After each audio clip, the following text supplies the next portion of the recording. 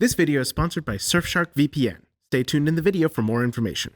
You've been gone for the past 3 episodes, by the way. Have I really? Mm-hmm. Because you had to leave the room the last recording session. I recorded those 3 videos back to back to back. The comments have started to get concerned. Oh, well, we're not divorced. We're still married. I did, though, accidentally.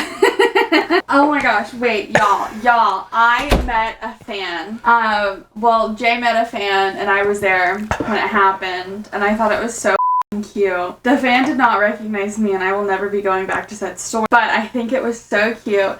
And also seeing how, like, flustered Jay gets, it's so sweet. And so if you ever see Jay in public, please approach him. Alright, and back to the video! Are you leaving? Are you abandoning me? I don't have a chair in front of the camera, and Okay. it's so fucking warm in here. It is warm. I'd rather watch my TikToks without earphones. It's fine. It's just the fans will miss you. I love you. Love you.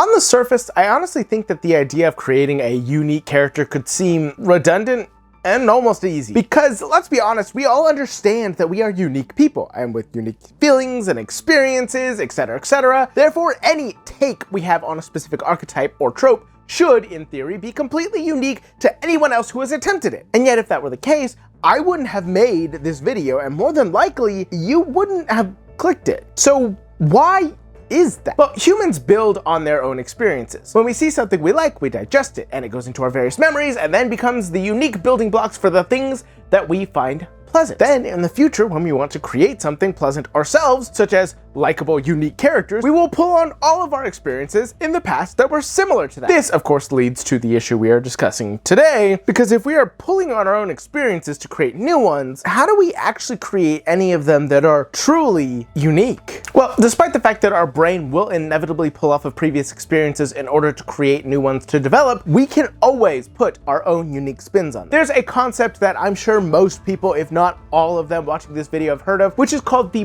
butterfly effect. The butterfly effect is this concept where if you do something, it's going to affect things in innumerable ways you could never consider. A butterfly might flap its wings all the way across the world and cause a tornado somewhere else. And similarly, do our own experiences develop in those ways. And so when we have a experience that we then want to pull from in the past, we have done so in a unique way that nobody else is ever going to be able to. Because I have the most amount of unique experiences as anybody else. I am fundamentally a different person. It's like having an infinite amount of ingredients, and while yes, we all are going to inevitably pull from the same kinds of ingredients, none of us are going to have the same unique combinations of them.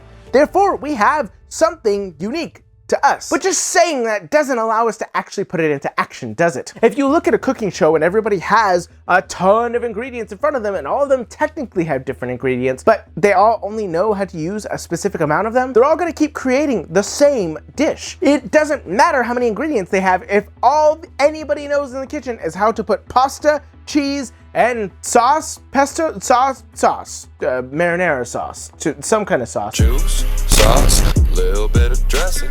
Where is it going with this? The point is, if they only all know how to use the same ingredients, they're all gonna make the same spaghetti. It might be a little bit different, don't get me wrong, but it's still just gonna clearly be spaghetti. So we all have to understand how to use our unique experiences to create unique experiences for other people to develop, learn, and understand. But let me take that analogy in a slightly different direction, referring to those ingredients instead as other chefs. See, you are not the only chef creating something at your table when you're playing a game. Every single one of the players, including the DM, is also their own chef. Let's consider it like the head chef is the dungeon master, and everybody else is cooking their own things. And yes, we're all taking cues from the dungeon masters, but inevitably, we have to cook what's in front of us. We are the ones in charge of that. We have to understand what spices we're going to put in, we have to understand what flavors we're going to put in, how long we're going to cook something, how tender we're going to allow it to be, etc., etc., etc. And at the end of the day, you could then create your dish. But in the world of culinary arts, one dish by itself is not a full meal. They must pair well with others. Even if one dish is amazing and another dish is amazing, if they are just totally contrasting, say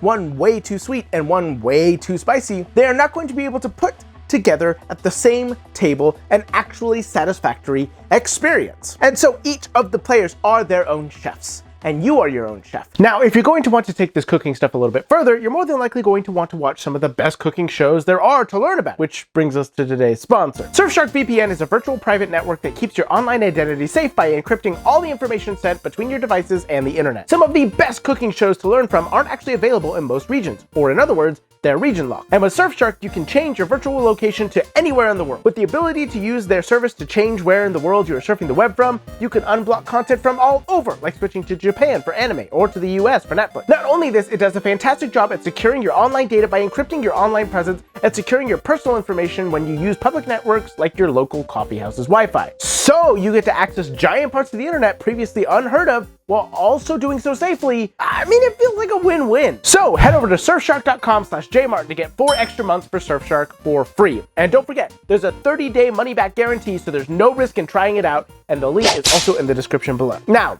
where was I? Oh, right, yeah.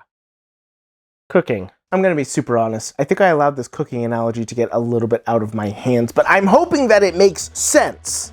You have to cook something that's going to work well with everybody else. And you also have to know how to use your own experiences to create a unique experience. And even if you know that each person is cooking at that table, you yourself are going to want to work well with them. And so it could be easy to go with the basic option: garlic bread. Garlic bread is lovely. It's wonderful. I love garlic bread. Who doesn't love garlic bread? Well, probably people who are gluten intolerant. Or vampires. The point is, yes, that's a wonderful dish, but it is basic, and anybody can make it. Now, you probably have some unique spices or experiences that you could do to make the most unique garlic bread possible, your own unique garlic bread, and that's what we're looking for. But you might get a little afraid, because like I said, you have to cook well with everybody else at the table, and so you go with the most basic option and do not put any of your unique spin on it, inevitably creating a boring character. So we're gonna push that cookie analogy aside for now and focus more on specifically what I'm talking about, because I think I'm getting a little lost in it, but I hope you understand what it is that I'm trying to say. The reason it's hard to make a unique character is not because the stuff is not there in front of you, but we don't know how to use it or don't have the confidence to use our own experiences to create it. So how do you do that? Ultimately, your unique take can only happen when you allow yourself to do what is natural and be open to other unique interpretation. In many ways, art finds us just as much as we create art. I find that there are 5 steps for creating a unique character that could be ultimately followed to not always create the same result, that's not the goal, but instead always create something that you can ultimately find satisfying and then begin to develop to work well with the other people at the table. And the first thing that I would recommend that you do is list your favorite characters. I think it's obvious for anybody who's been a long-time watcher of this channel to know who my favorite characters are, because they pop up constantly. I will frequently talk about Goku, or Uncle Iroh from Avatar: The Last Airbender. Other characters that frequently pop up are usually from anime, because, you know, I like watching anime. And also Lord of the Rings, because I love Lord of the Rings. It's the things that I like, and therefore I pull experiences from them. I recognize that they are well-written characters, and therefore there is something to learn from them, and they're likable. And so I would like to attempt to emulate that, but I don't ever want to create the exact same characters. But it's that first step of understanding what it is that resonates with you that helps you do that. I like Iroh because he is wise and caring and extremely empathetic. And you know what? Goku is a very different character. But I love the fact that he never gives up, and he also insists on attempting to better himself and whoever it is that he's fighting. Also, empathetic. And if you start to look through almost every single one of the characters that I like and have talked about frequently on this channel, it almost always comes back down to the same thing. They're all empathetic. Empathy is what I enjoy to find in characters. Characters who are emotionally intelligent enough to see good things in other people that most people don't. That is something that resonates with me, but I wouldn't understand that if I did not first list my favorite characters. So determine your 5, 6, 7, 8 different favorite characters and find what it is the through line through them. It may be vague, it may be specific, but it will help you understand, why do I like these characters? And it gives you a baseline to begin to work on. What is a character that you will like, and it's uniquely from your point of view? Now, once you've done this, you can't just create the character. Oftentimes, I think that's pretty much the next inclination, but the truth is you're not making the character in a vacuum. There are so many conversations about power scalers and how they try and decide a fight between 2 different people and how they would win by putting them in a white void and not considering any of the outside factors. So many times we see power scalers talk about, again, we'll go back to this character, Goku, because he's one of the strongest characters in fiction. However, he's been defeated a lot of times, not because of just his pure brute strength. I mean, it's hard to get around that, but because he's, well, not that smart. He will oftentimes let down his guard.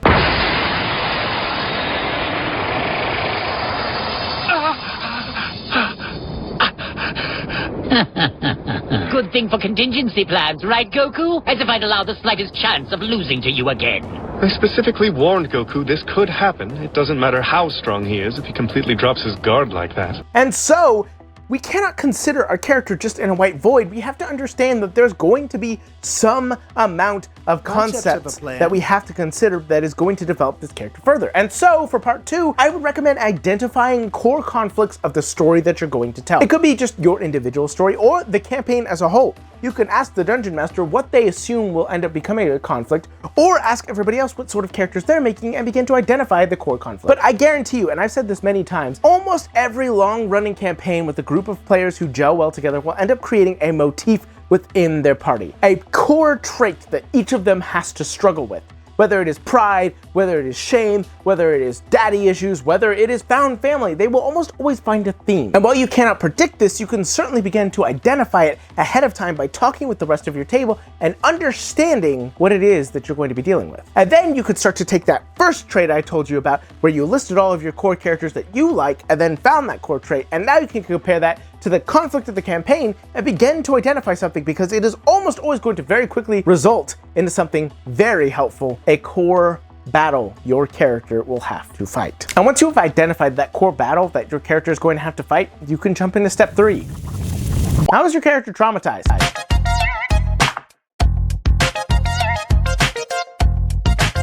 Let's be honest, whenever we create these campaigns, more often than not, the character is going to have some amount of trauma. The largest issue that I find, however, is people will take their trauma and associate it outside of the campaign. They will create a character who has huge abandonment issues, and that has nothing to do with the happy-go-lucky campaign that they're going to be playing in, and therefore the character simply does not fit within the narrative that has been created. So I think it's incredibly important to make sure that you're identifying what your trauma is. Let's take, for example, my concept of empathy. That is clearly a through line I like to have with characters. And in the current campaign that I'm playing in, my character has quite a bit of empathy for pretty much everybody they run into. Now, as the campaign has gone on, it's become pretty clear that the core theme that is beginning to develop is, what does fame look like? What does it mean to have a legacy? What does it mean to be important in the world? And so my character's already beginning to have this trauma because their backstory reveals that they were actually once very famous. They do have a legacy, but it is a legacy they're ashamed of and was not empathetic. The core trait of the campaign,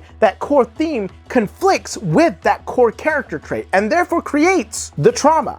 And that is a lot more interesting than just creating, oh, my parents died. I mean, you could still keep that. Your parents died, great. How does that conflict with the campaign that you're in? And how does it make something more interesting? Now, once you've developed this, the next thing that you need to do for step number 4 is figure out your want versus need. I've talked about this many times on the channel, and it is one of the most crucial portions of creating a developed character. What is their want and what is their need? What do they want to do in life? And how does it conflict with what they actually need to become a more realized, self-actualized individual? And here's the fun part. You don't have to have them obtain what they need over what they want. Tragedy is a very valid form of storytelling. So what you need to figure out is, what is that want versus need? For example, the character I was just talking about, I'm still figuring that out. You don't have to know it from day one, but it does need to be a question in the back of your head. As of right now, my assumption is what they want is to redeem themselves for what they previously did. But what they need to do is accept the fact that they're a different person now. Literally, the character lost all memory of what he used to do, and while he has figured it out through reading through history books and, well, police records, etc., he still feels like he's responsible for this. He feels like he needs to undo what he did. But that's his want, not his need. His need is to realize that what he does next is far more important than what he did in the past. There's more that he needs to develop and grow. And you don't have to just put them at the very beginning of this journey. I feel my character, even at the beginning of the campaign, is pretty close to figuring out that want versus need pretty early on. But still, that core struggle is something that we as people need to have.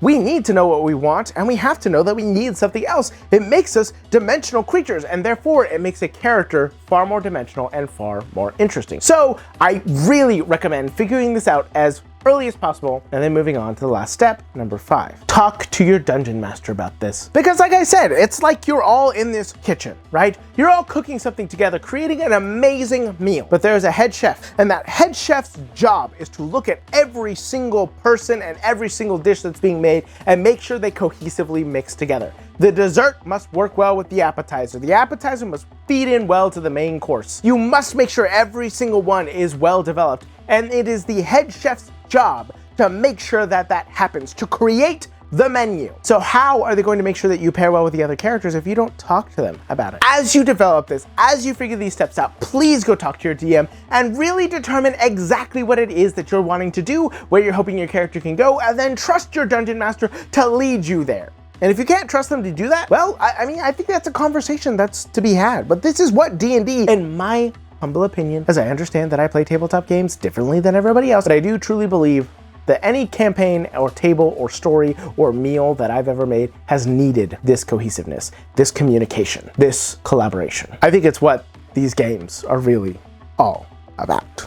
And lastly, please know that once you've developed all this, you have to go with the flow. I've been learning how to cook this year. I've actually been really enjoying it and having a great time. And you know what I've realized? I can never create the same meal twice. I could try and I do a decent job, but I just have to go with the flow of it. Sometimes the meat is too thick. Sometimes it takes too long to cook. Sometimes I don't cook things properly. Sometimes I add too much seasoning. Sometimes I add too little. Sometimes there's more there than I expected. I must go with it. Cooking is an art, and so is storytelling. And when you have everybody else at the table, it's going to be even more chaotic, and that's what's beautiful about it. Because the moment that you're trying to pursue this character arc and somebody else does something and you go, uh-oh, I think my character might have opinions about that that's going to conflict with the arc I thought they were going to go on.